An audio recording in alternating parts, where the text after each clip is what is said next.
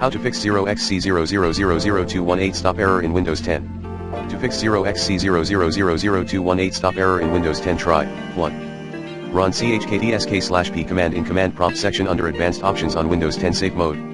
2. Try some free data recovery.